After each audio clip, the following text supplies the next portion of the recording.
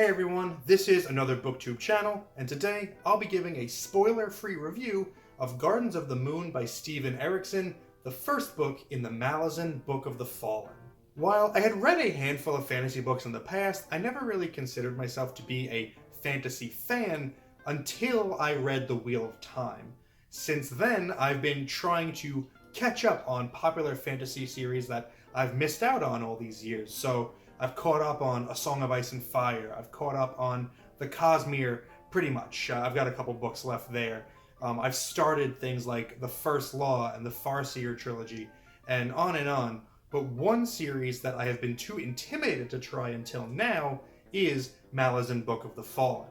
All of the reviews and mentions of Malazan online are all unified in one point, and that is that it is a challenging series.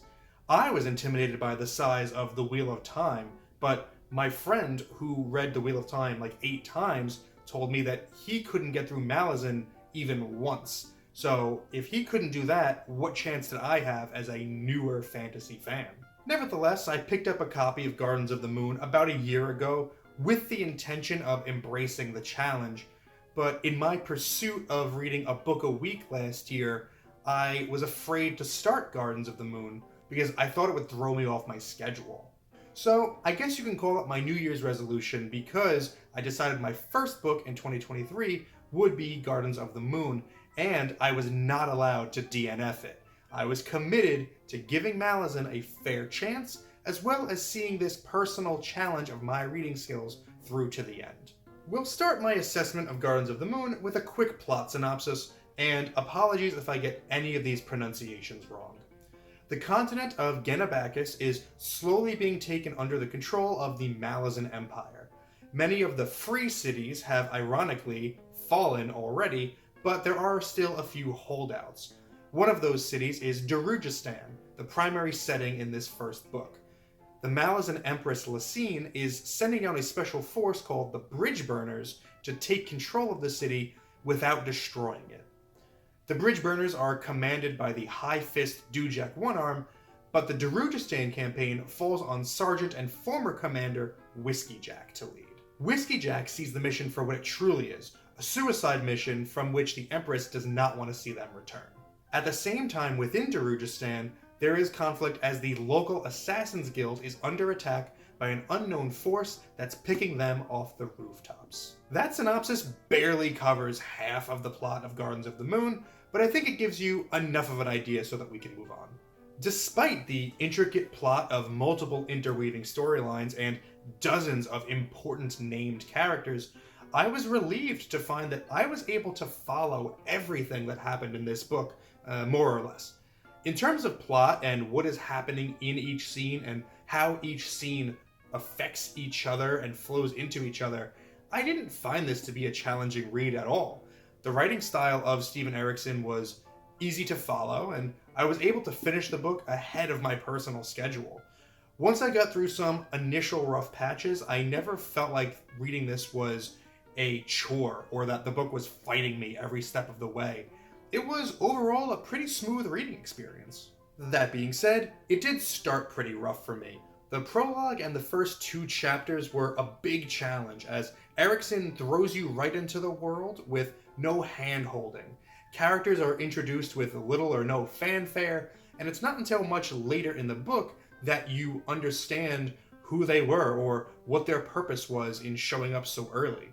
While the world is intensely detailed and obviously well conceived, the magic system is loose and it can be hard to grasp. Even by the end of the book, I still have a lot of questions about the history and geography of this world, and not to mention questions about the gods who casually interfere with humans enough where it's not really a surprise to them when a god becomes involved in their life.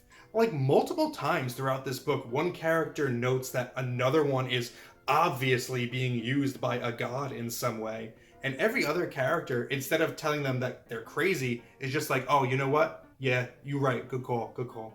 As a reader, I am admittedly a skimmer sometimes, particularly if the author is going on and describing a scene, but there's no real forward momentum happening.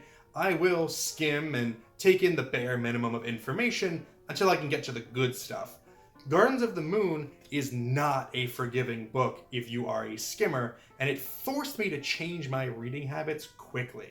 If I didn't, I would not have been able to follow it nearly as well as I did. I learned quickly that nearly everything in this book is important, right down to the descriptions of the colors of the characters' pants. I'm actually kind of curious if this book has permanently changed my reading habits, and I guess I'll find that out as I read more. With such an enormous cast of characters, it'd be impossible to do them all justice. Alright, so it wouldn't be impossible, but it would be a lot of work, and I'm just a sleepy little guy, so I'm not gonna do it. However, on the topic of characters, I will say that Erikson does a tremendous job of avoiding people being too one-dimensional, even if they are minor or a bad guy. Honestly, it can sometimes be hard to tell who the bad guys even are. A character I found really compelling was the Empress's adjunct, Lorne.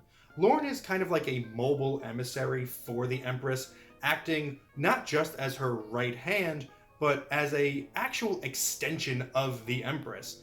Basically, if Lorne says it, it's as though the Empress herself said it. The Empress is set up as a bad guy because she wants the bridge burners to be dead. And since we like the bridge burners, that means we don't like the Empress, which means we don't like Adjunct Lorne because she must be part of the bad guys too.